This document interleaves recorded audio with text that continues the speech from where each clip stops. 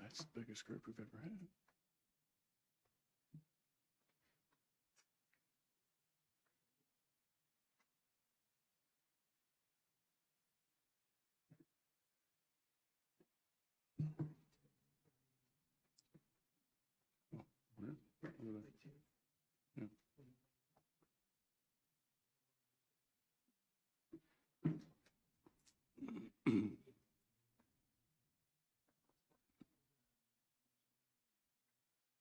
Yeah.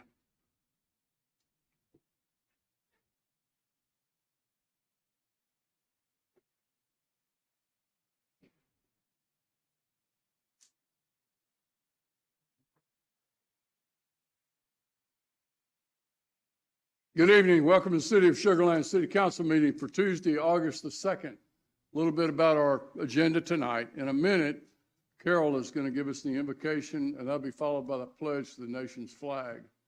Following that, we've got a very special recognition. After that recognition, I notice we've got a number of scouts in the audience, so we'll get the scouts to come to the podium, identify themselves by name, what badge they're working on, and what troop they're a part of, and that includes the Scout Masters. So I see the number of them also. So at this time, Carol, are you ready for the invocation? So I invite you to stand and join me in prayer.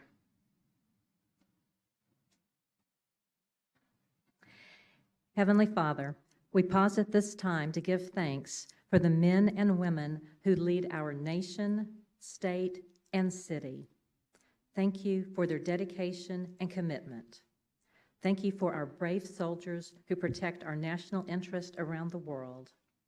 We also thank you for our first responders who faithfully protect our families and homes. Thank you for our entire city staff as they work on behalf of our citizens.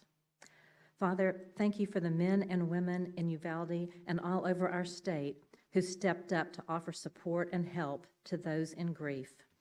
Please continue to use us all as we pray and do what we can to help those who are in pain from this tragedy. Please comfort the families and friends who feel this loss most acutely, and may we all experience your compassion, peace, and strength as we move forward. As we meet now, please guide our thoughts and words. Give us wisdom, discernment, and courage. Help us lead in a way that glorifies you and honors our citizens. It is with humility and gratitude that we make these requests. In your name we pray. Amen. Amen. Okay. Now for the pledge. I pledge Allegiance to the flag of the United States of America and to the republic for which it stands, one nation under God, indivisible, with liberty and justice for all.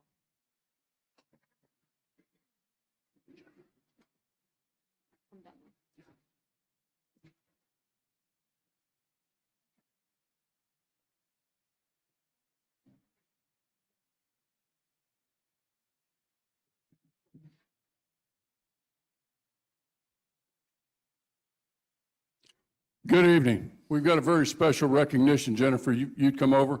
Jennifer May is our deputy city manager. I've asked her to join us down here. Tonight, we're going to honor 8 people who responded to the Uvalde public safety crisis and what happened. I don't need to explain to you what happened. I think we all know. What's not unusual, which most people don't know, is how the cities pull together to respond to this. So 8 people from all different departments in the city of Sugar Land responded to Uvalde to go down on their own time and volunteer to help that community. Tonight we're going to recognize them. So I'm going to ask Gabe if you'd come down, Gabe Levine, which is our manager in the Office of Emergency Management.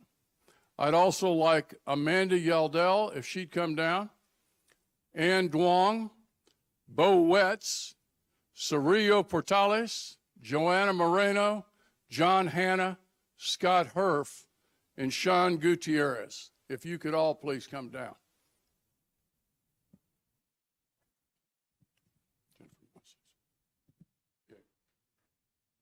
Tell us a little bit about what these young women did. Yes, sir. And Mr. Mayor and Council, thank you for having us this evening. As many of you know, the tragic events in Uvalde, what you may not have known is that a number of our employees responded when requested. And we participated in what's known as statewide mutual aid, which is really neighbors helping neighbors. And when our neighbors in Uvalde called and asked for help, these fine employees stepped up and answered the call. We had 3 different groups that were doing 3 slightly different things during their time down there. A combination of peer support counseling and mental health support through our fire department and our critical incident stress management team. We had our law enforcement partners doing law enforcement backfill and assistance for regular call response and 911 response. And then our dispatchers filling in the dispatch center, allowing the dispatchers down there to take some much needed relief. So we're really proud of our city employees that did that and wanted to make sure they had an opportunity to be recognized. Thank you, Jay. I'm going to read the certificate of recognition that we have for each one of them. And this is for you all. And you have not only our gratitude, I know you have the city of Uvalde's gratitude also. This certificate of recognition is presented to all of you for service rendered to the Uvalde mass casualty incident in June of 2022 as part of the Sugar Land Fire EMS Police Department and 911 dispatch response. These individuals provided a combination of critical incident stress management and public safety staffing support to the Uvalde community, allowing the local community to mourn and begin the healing process. These specialized teams are trained and deployed to respond in critical incident situations, to be supportive of their colleagues and of the affected community in the aftermath of these kinds of events. Under a statewide mutual aid agreement for all hazards resources, participating with a unique blend of agencies operating under what is referred to as Coyote Overwatch. Sugar Land Fire EMS personnel were able to assist with their critical incident stress management training and skills. Our 911 dispatch team were able to assist with 911 calls and dispatch of emergency services while operating in unfamiliar systems, procedures, and nuances of the local area. Our law enforcement officers' statewide law enforcement credentials allowed them to be operationally flexible by enabling enforcement action outside of their home jurisdiction. When our fellow Texans needed help, these Sugar Land employees answered the call and represented both our city and their department with honor and dignity. Their commitment and professionalism are in keeping with the highest traditions of public service. It goes well beyond that, and I think you guys know what I'm talking about. You guys volunteered for something that was not only critically needed, but also you all are the only ones that have the skills to provide those kinds of services. So on behalf of the council, on behalf of our citizens, you make us very proud, and we're very proud to present you with these certificates and recognize you tonight. Thank you.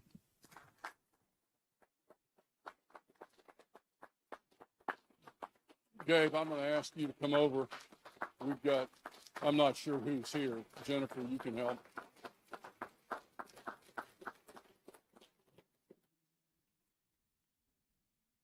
We've got a number of people that aren't here. Got one. Good, Jennifer. Yeah.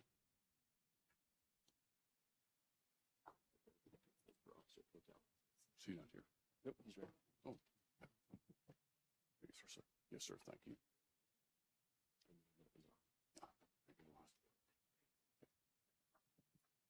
And council, you come down. We're going to pull you guys together. Jennifer, if you can step in. Gabe, come on. Come on. Let me get behind you.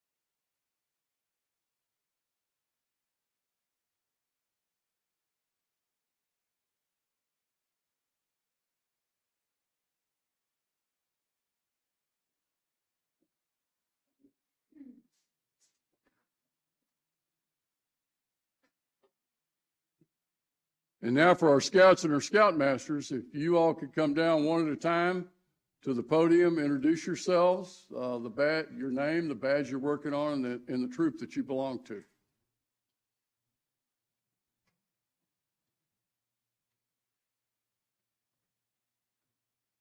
Hello, my name is Santiago Pacheco. I'm working on the Citizenship and the Community Merit Badge, and I'm here with Troop 441. Thank you. Wonderful, thank you.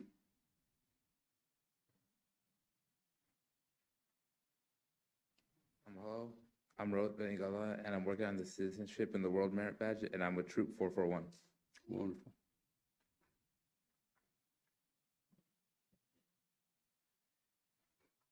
Hello, my name is Seth Curian. I'm working on Citizenship in the Community Merit Badge, and I'm from Troop 441. Thank you.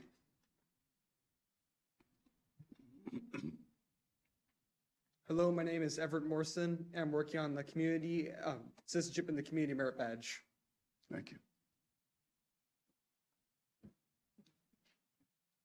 Hello, I'm Ryan Yu from Troop 441, and I'm working on the Citizenship and Community Merit Badge.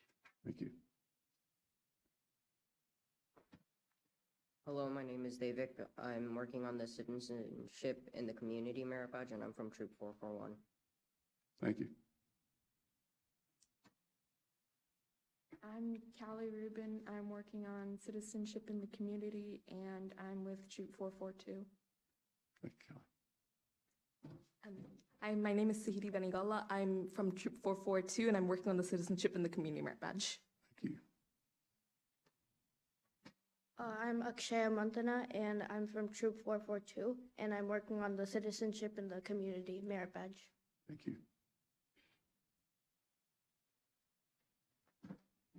Hello, my name is Ashika Katham. I'm in Troop 442, and I'm working on the Citizenship and Community Badge. Thank you.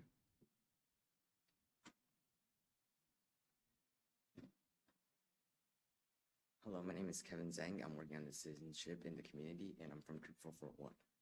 Thank you. Hello, I'm Daniel. I'm from Troop 441, and I'm working on the Citizenship in the Community Merit Badge. Thanks, Daniel.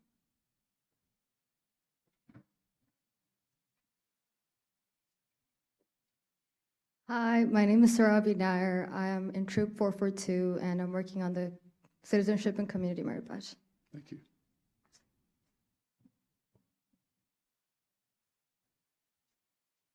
Hi, my name is Diksha Kote. I'm in Troop 442, and I'm working on the Citizenship in the Community Merit Badge. Thank you.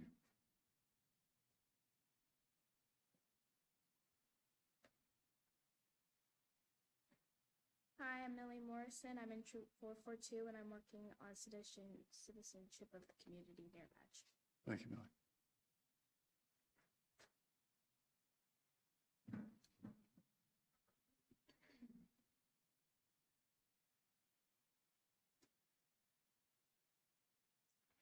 I'm Rebecca Shelley. I'm part of Troop 442, and I'm working on Citizenship in the Community. Thank you.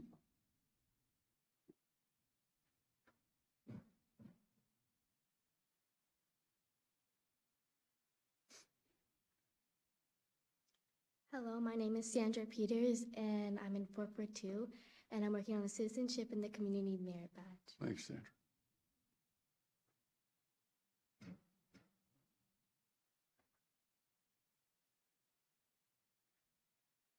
My name is Simone Morrison. I'm from 442, and I'm working on Citizenship in the Community. Thanks, Simone.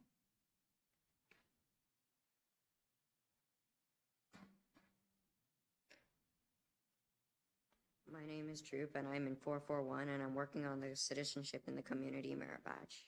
Thank you.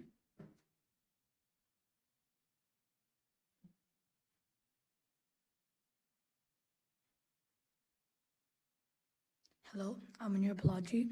I'm with Troop 441, and I'm working on the Citizenship and the Community Merit Badge. Thank you. Thank you.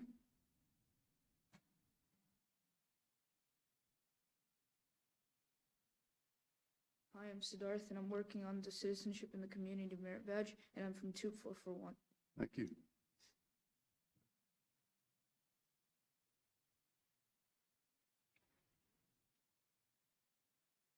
Hello, my name is Yoreli Cortez, and I am not working on a merit badge. I'm already an Eagle Scout. Okay. I'm just here Good. supporting them. Congratulations. Thank you.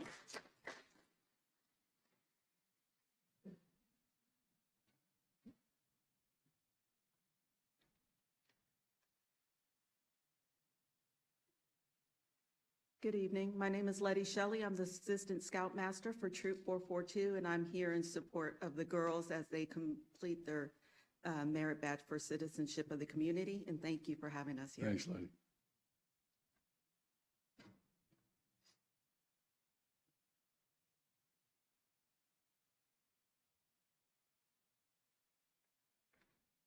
Howdy, my name is Greg Rubin. I'm Assistant Scoutmaster for Troop 442.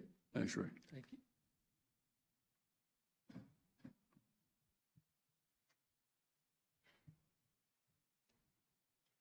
Hello, this is Satya, and I'm from Troop 442 and 616, and thank you for the opportunity. Thanks, Satya.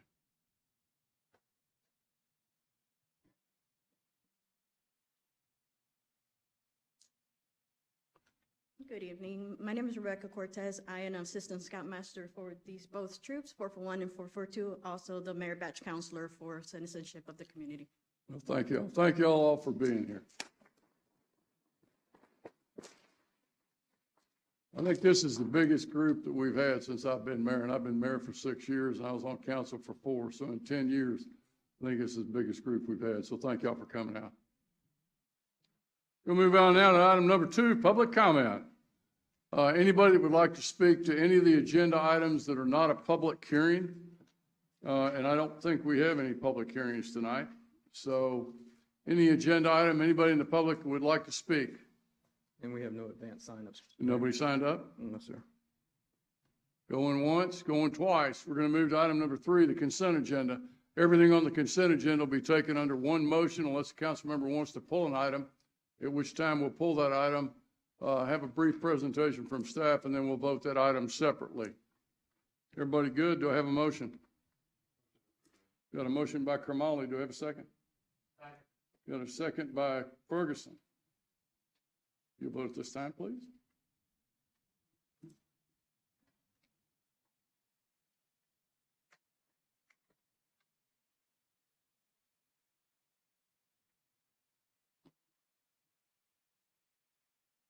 There we go. 7-0 vote. Thank you, council members. Item number 4, contracts and agreements. 4A, consideration of an action on authorization of a construction contract with Gadberry Construction Company, Inc. in the amount of $1,065,777 for the Brazos River Park Phase 3 project, CIP CPK 2104. We have Joe Cheshire, our Director of Parks and Rec, and Jorge Alba, our Senior Engineering Manager. Joe, go ahead.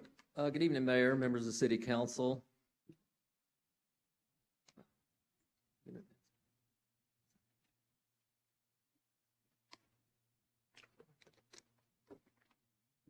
I hate it when that happens. Me too.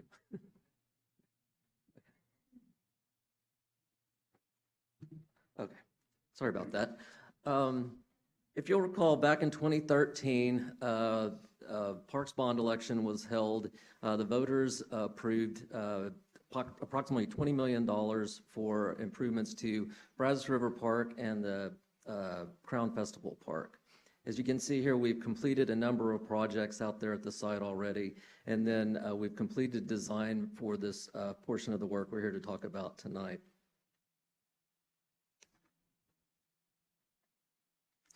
So just some brief background on the project. The enhancements to the park were identified in the original plan for the park, and then also when we did the 2018 Parks Recreation and Open Space Master Plan, through citizen input, it supported the plans to move forward with these improvements to the park and just the park system in general. These improvements will make the site more attractive, have more things going on at the park, and will help attract additional visitors to the site and increase rental opportunities there at the park, which is one way that the city generates revenue through the Parks and Recreation system. One of the real values of this project is that we already have most of the infrastructure already there, the road, the restroom, the parking. So these will be amenities that can really enhance the infrastructure that's already there. The site is right off the road. It's really adjacent to the parking that's already at the site.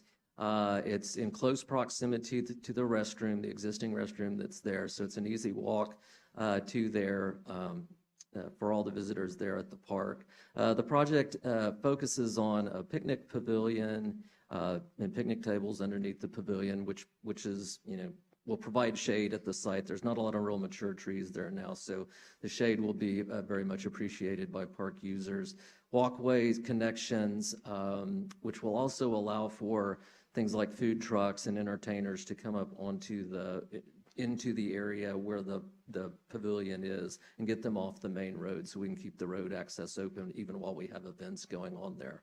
Of course, there'll be trees planted, and then part of the project includes a playground, which this project will complete everything in the playground, but the actual the playground equipment, we will be bringing that back as a separate contract later on through a buy board contract. And we did that to help save money for the project.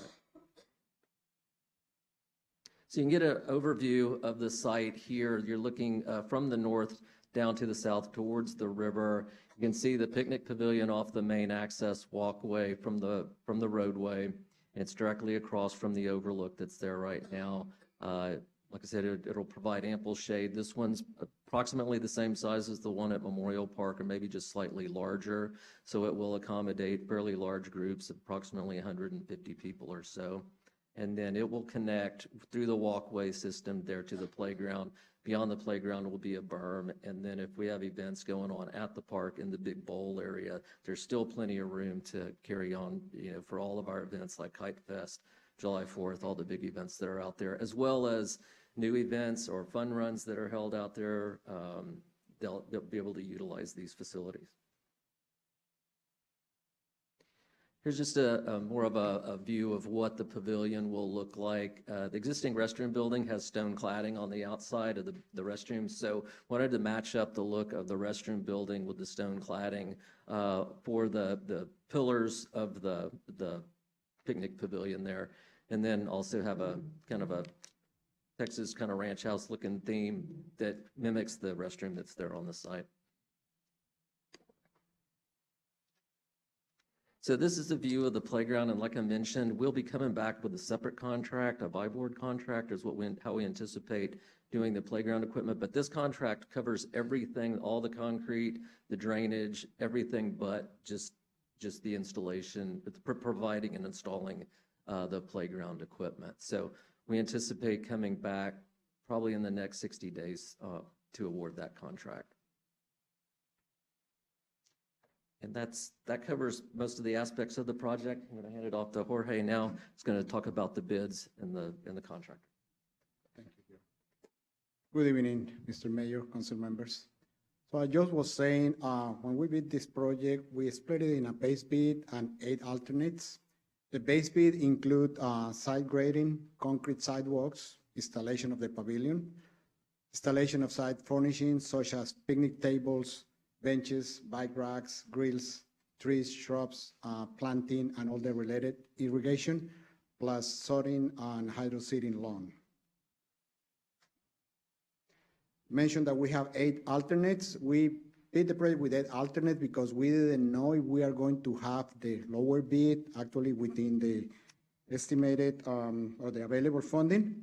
So we bid 8 alternates that were mostly deductions to remove things like grills, trees, things like that. Fortunately, the lower bid came under the available funding, so we didn't have to execute any of the alternates. So we are going to request your approval of the base bid only tonight.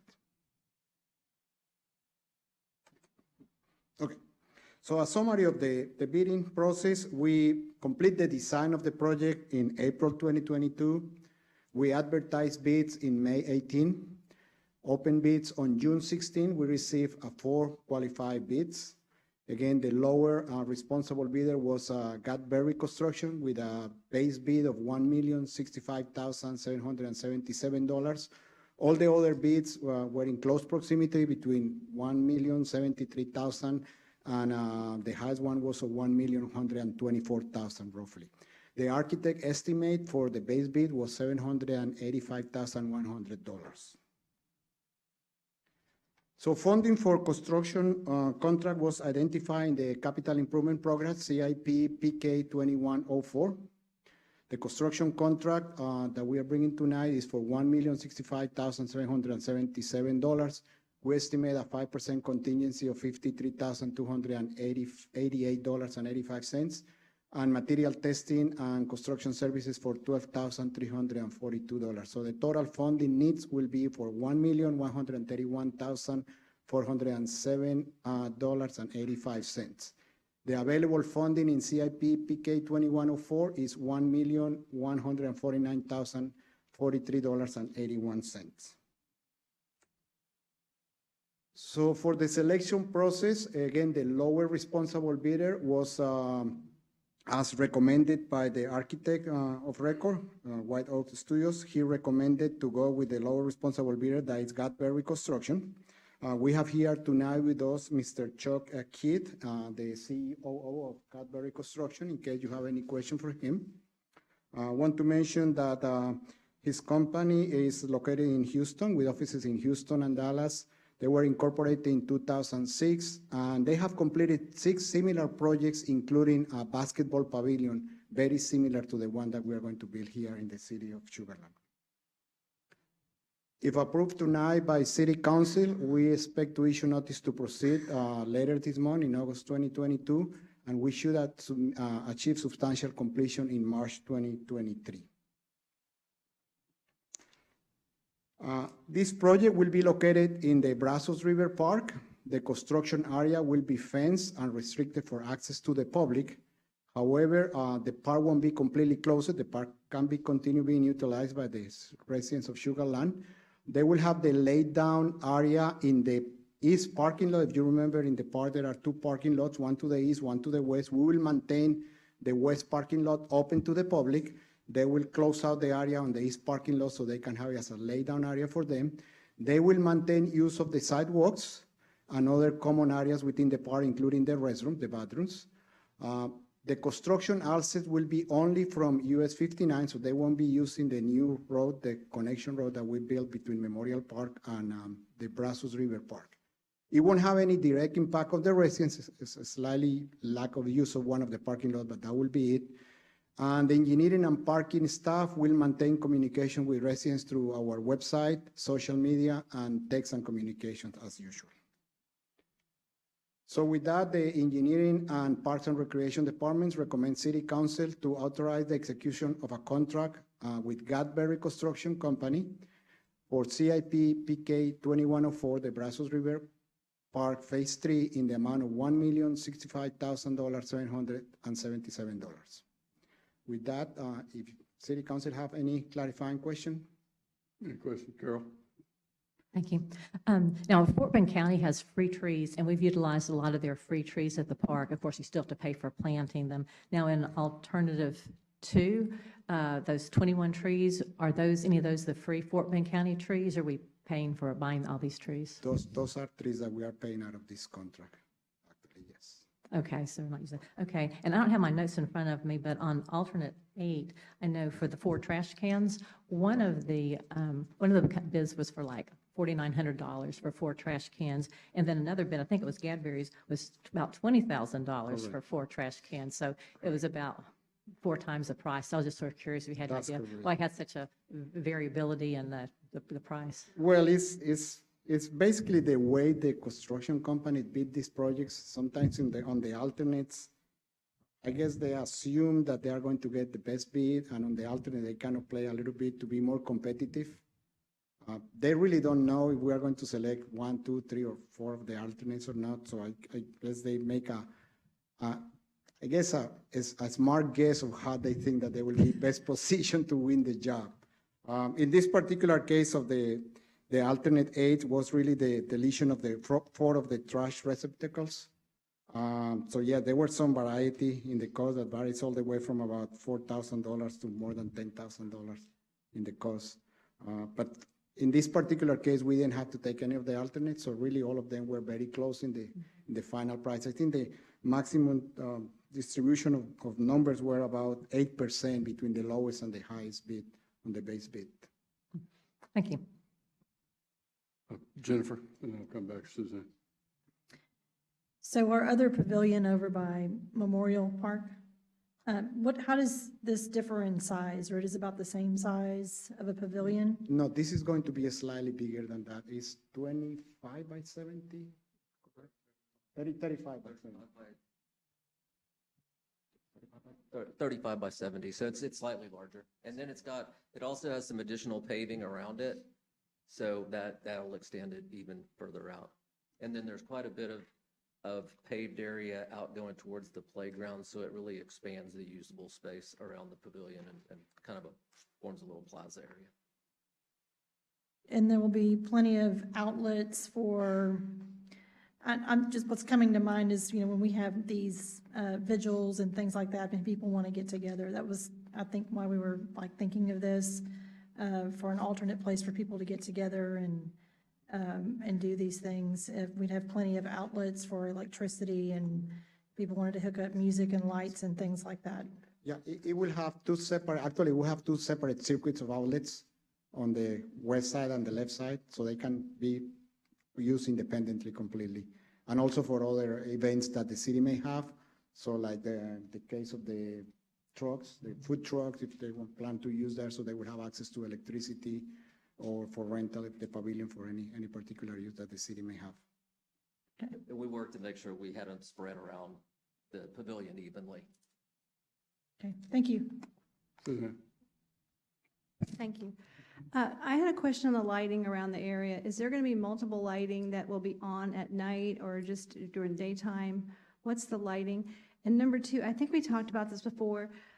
What's the flooding on this area, and are there materials on the playground or anywhere that would have to be replaced if it did flood? Okay, so in terms of lighting, the pavilion itself, we have lighting at nighttime. The parking itself, it has enough lighting right now. So we don't have to add any lighting to the park right now for use. In terms of flooding, yes, the park in particular is in the floodplain. However, it's going to be built on an elevation that won't be affected by floodplain, and according with our flood ordinance, all outlets and all that will be an elevation that it won't be affected by flooding in the park. So it will be basically only cleaning of muddy water or whatever, like similar to what happened during the Harvey with the bathrooms, that they needed to be cleaning and stuff like that. But the park itself or the pavilion itself won't expect any damage. Okay, thank you. William. Someone's going to ask me if this is going to interfere with Frisbee golf. I just know the question's coming. Is it? No? You can tell them no, it will not interfere. Good, with because I think it's off to the side, on the right? picture, yes, it's well off to the left of the picture here. It's in that kind of meadows off to the left, so it's very separate from this area. Perfect. And the follow-up, if I may, this pavilion will it be available for reservation, where you reserve the? Yes, all of our biggest pavilions in our community level parks and regional parks like this one are available for rental. Shaw? The architect budget was at $780,000. This came in at over $1 million. Did the architect's budget also include the playground, or did it excluded playground? It was just this format. Do you want to go ahead? Yeah. All along, we plan to award the playground as a separate project. You did it through what's called a buy board. You can get a negotiated price. You're not paying a markup to a general contractor on it. We contract directly with the playground company. And so all along, we were planning to do that. So we didn't take that out because of the budget on this. And as far as how numbers are coming in, I'll let Jorge explain it, because engineering has had quite a few projects. Right, and I want to make sure the scouts are listening, because we're in an inflationary period, and these are big dollars, $785,000 versus $1 million. So perk your ears up here, scouts. So and you're right, when we finish actually the budget estimates with the architect back in May, March, April of this year. Actually, the numbers were pretty close to what we're seeing in the market. Unfortunately, in the last 3 months, and not only on this project in particular, we have seen it in other projects, we have seen increments that go from 30 to 40% on the cost of materials and labor. And this one actually, we got the value is, I believe it's 30% increase in the cost from compared with the architect estimate. And all that really happened in the last 3 months. 3 months. Thank you, Mayor. Well, this will be a wonderful addition to Brazos River Park. I'd like to make a motion to approve. Got a motion by McCutcheon. Do I have a second? Got a second by Watley. Your vote at this time, please.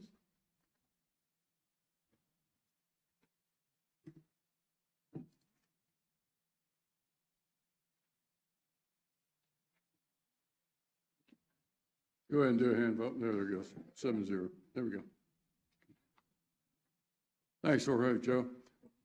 Item number 4, ordinances, resolutions, 4A, first consideration. Consideration of an action on City of Sugar Land ordinance number 2272. An ordinance of the City Council, City of Sugar Land, Texas, amending Chapter 5, Article 8, Division 7, Sections 5 through 06, 5 through 07, definitions of the Code of Ordinances regarding the drought contingency plan, repealing all ordinances or parts of ordinances in conflict herewith, and providing an effective date. And we have Merritt Nolte Roth, our Water Resources Manager. Merritt? Hi, good evening, Mayor and council members. This evening, I will be presenting on the proposed changes to the drought contingency plan and the corresponding ordinance.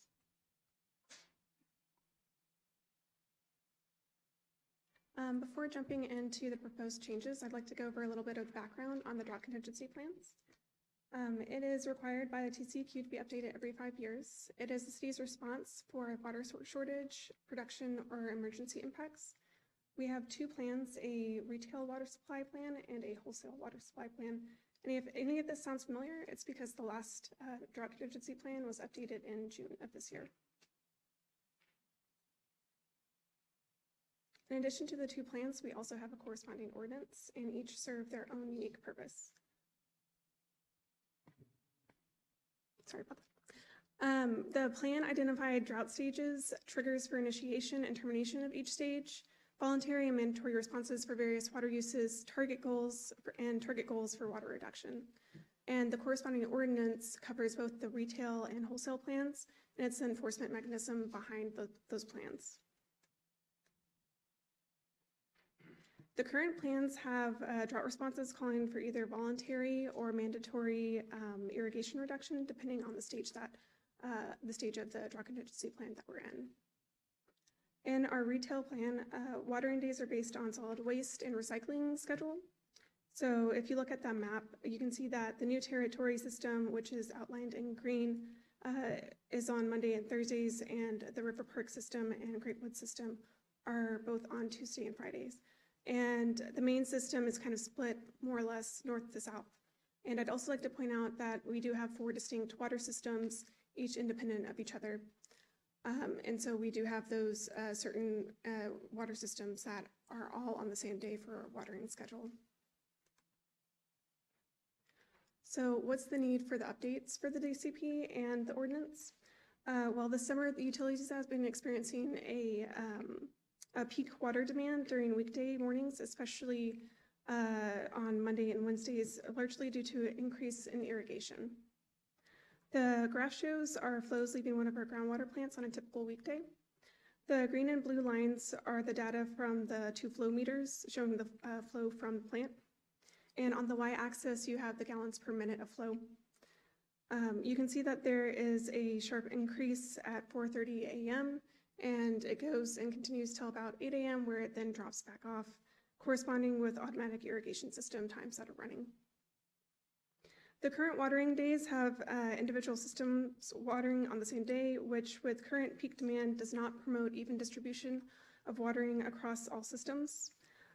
We don't want everyone watering on the same day at the same time in the same system. So staff is proposing a new schedule that will more evenly distribute watering throughout the week in each system. So for the retail plan, we're proposing changing the watering days to an even odd address schedule. This means that if you have a home address that is even in number, then your watering days are on Monday and Thursday for stage 1 and 2, and on Thursday for stage 3. If you have a home address that's an odd number, then your watering days are on Tuesday and Friday for stage 1 and 2, and on Tuesday for stage 3. This new schedule will help ensure that no one system is being hit by irrigation all at the same day and better balance those morning peak hours. So on the schedule for these updates, in July we sent out an FYI to council detailing the proposed changes. Today, August 2nd, we're doing the first reading of the ordinance, this presentation and recommendation. And August 16th will be the second reading of the ordinance and the corresponding drought contingency plan resolutions on consent. And with that, staff is recommending approval of the ordinance regarding the drought contingency plan. Any questions? Fairly straightforward. Do I have a motion? Got a motion by Jacobson. Do I have a second? Second by Lane. Your vote at this time, please.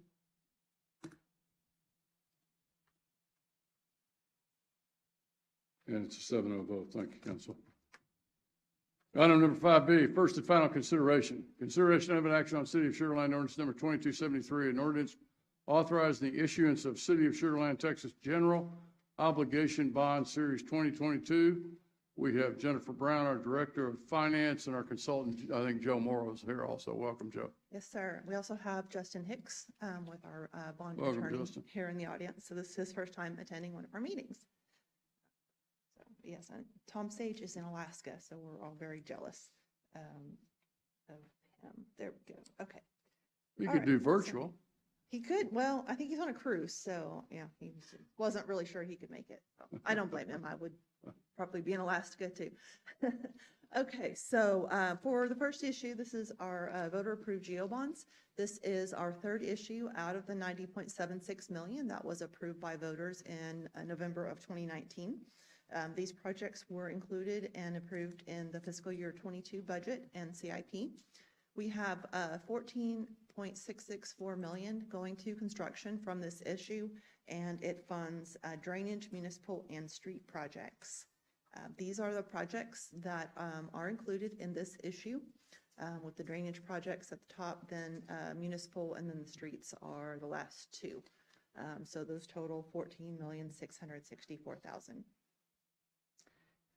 We did bond rating calls with both Standard & Poor's and Fitch Ratings, and both affirmed our AAA bond rating, which is the highest rating possible. And they did note our strong financial management, our strong financial policies and procedures, and our budgetary flexibility. And that high bond rating allows us to receive the lowest available rates in the market on the bonds on basically any given day, based on consumer demand or investor demand.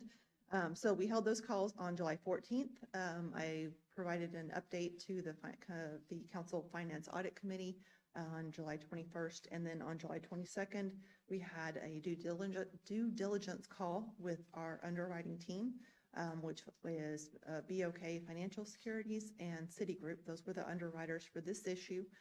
We did do a negotiated issue just based on market conditions. There's a lot of volatility in the bond market, and we wanted to make sure that we had a team on board, a team of bankers who was very comfortable with the issue. They could go out and then sell the issue, and they were oversubscribed on a couple of maturities for this. These bonds will close on August 30th. So the final results, and you'll have two of these books in front of you. These are the packets that were put together by Hilltop. We're looking at the general obligation bonds. Under the first tab shows the current bond buyer index. You can see the historical. There has been a tick up in recent months as the Fed has started some of their tightening and raising rates. And so while we're not in the absolute lowest interest rate environment, if you look at the 3.27, which is where the current index is, compared to history, we're still in a relatively inexpensive market. We've been in markets where we've been up over 6% or at 6%. Behind tab 2 is the actual results of the bond sale. So we ended up to fund the $14,664,000 in projects. We issued $13,115,000 in principal. And then there was a reoffering premium of $1,746,793. And so that will produce the $14.664 million that we deposit to construction along with the issuance costs. The true interest cost on this issue was 3.364%, which basically, so this one was carrying a 5% coupon. That's what investors were basically looking for. Those get sold at a premium and get discounted down to an average yield. And so the average yield for these would be around 3.364 when you factor in all the issuance costs. Behind tab 3 are the two ratings reports from S&P and Fitch Ratings. And the ordinance this evening, we have final versions from bond counsel that we will leave with Thomas for signature that have been updated with the principal structure and all the final numbers. But ordinance number 2273, with your approval, will authorize the sale of the GO bonds to this underwriting team. And I'd be happy to answer any questions. Stuart, go ahead. Thank you, Mayor. Jennifer, could you explain reoffering premium, please? Sure. So when investors they see rates rising, they want a bond that pays a set coupon, but the market isn't really bearing a 5% coupon right now, but investors want it.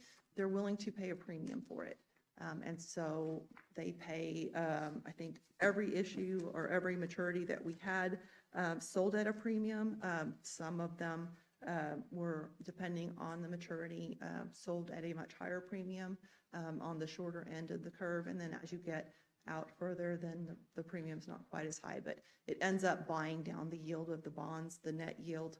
But what we end up paying in interest payments is the 5% coupon. So basically, you're paying more upfront for the bond, and then in return, they're getting a 5% stream of interest income through maturity of whichever maturity that they purchase. Okay, thanks. One more question, Mayor. Go ahead, sir. One more question, please, Jennifer. So while the rates are historically reasonable, it's more than we're used to paying in the last few years. Yes.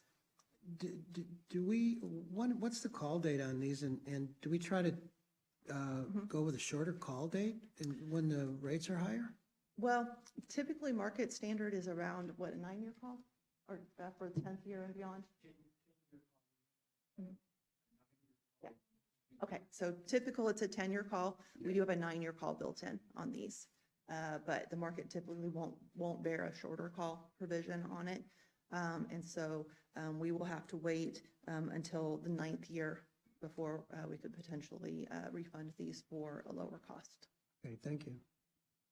We've been spoiled in the low interest rate environment.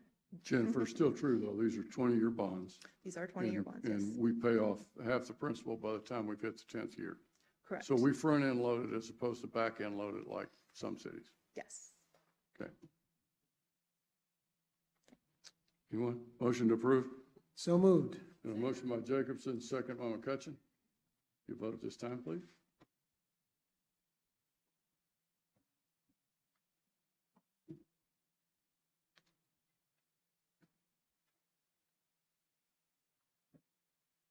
And it's 7-0.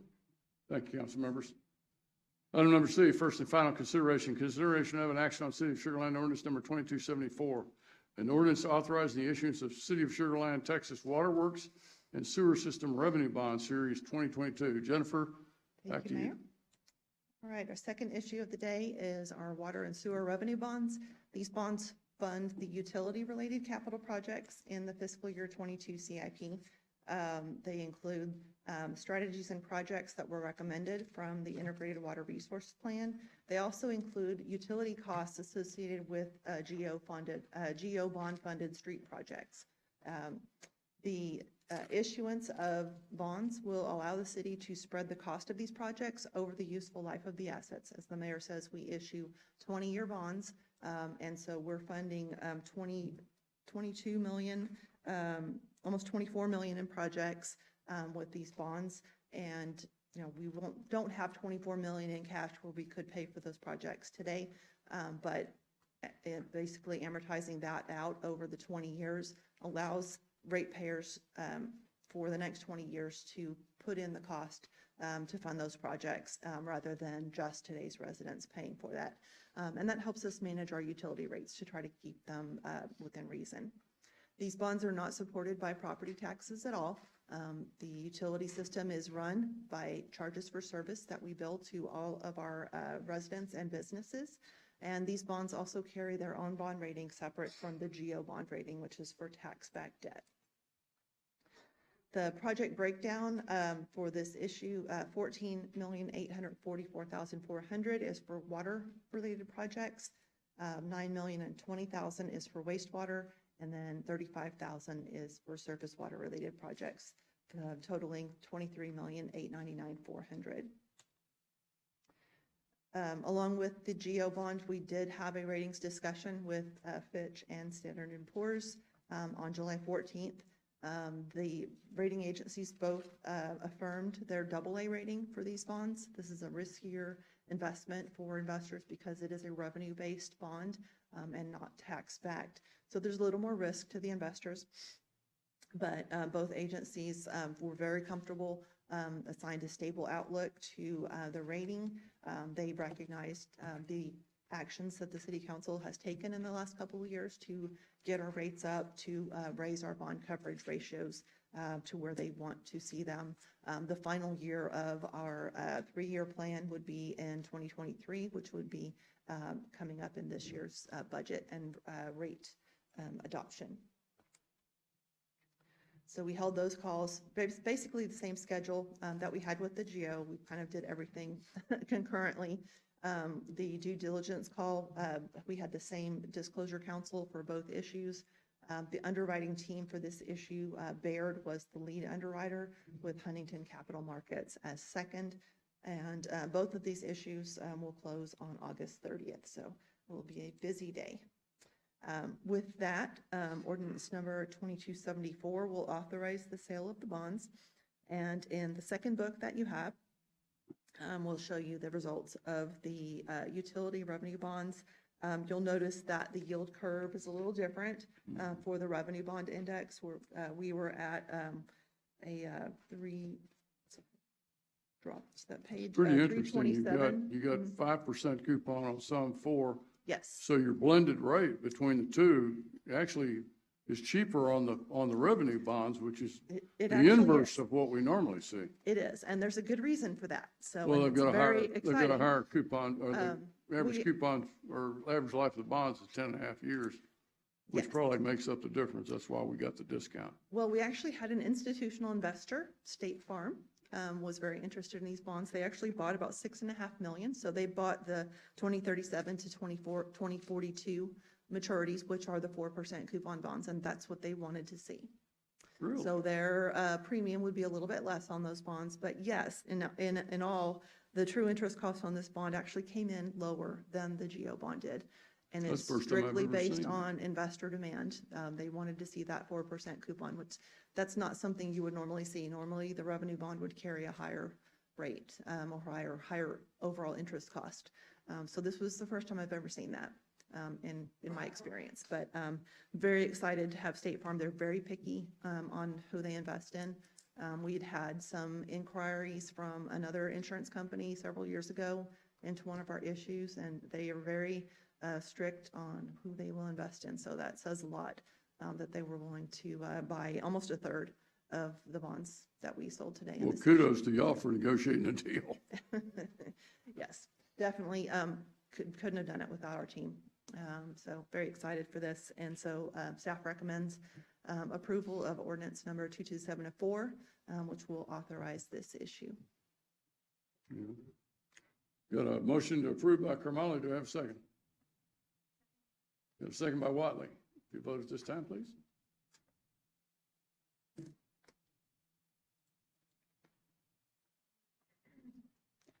And it's a 7-0 vote. Jennifer, Joe, Justin, thank y'all.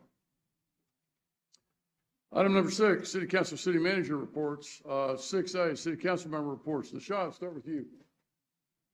Mayor, this past Sunday, I had the opportunity to host Sistel, which is a company that builds very tough computers that are used in our military, and they're based right here in Sugar Land. And the residents, the owner actually lives in Sugar Land as well. So I had an opportunity to meet the CEO, the CFO, and their family, and had a great time at Smart Financial with them as well. Thank you. Suzanne? Thank you, sir. I got to attend the Leadership Forum reunion, but I'm going to let our newest member of that forum report more on that.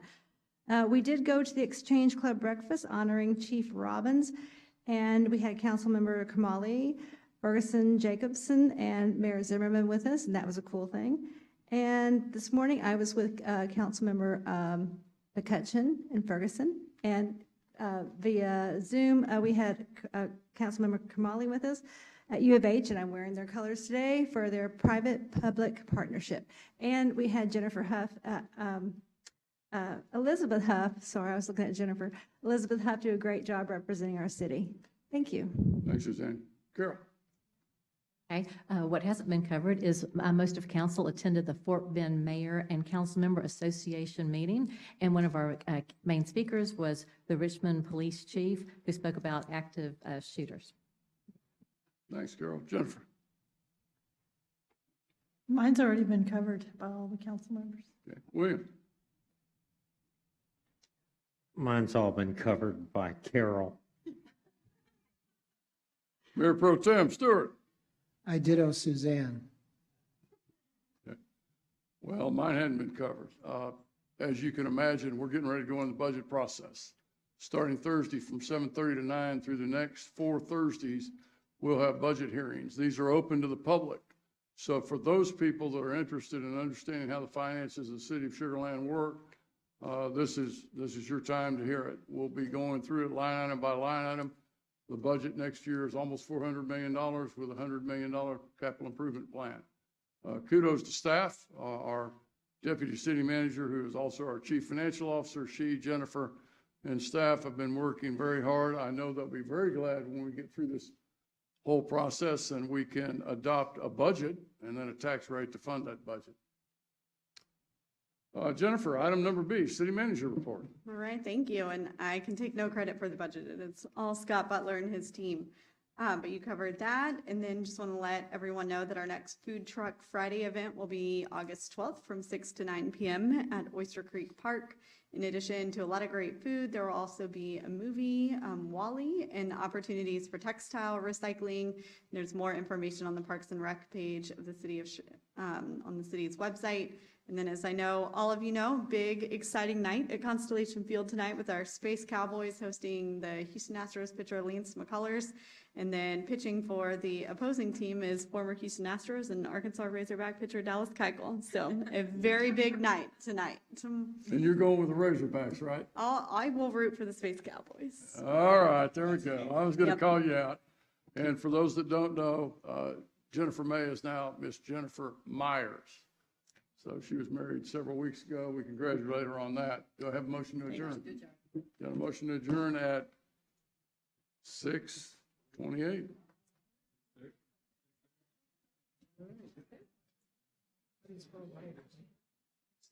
It's just M-E-Y-E-R.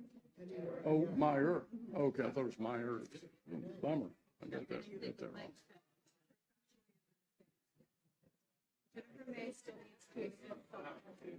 Well, it'll be a pain to change your email and everything.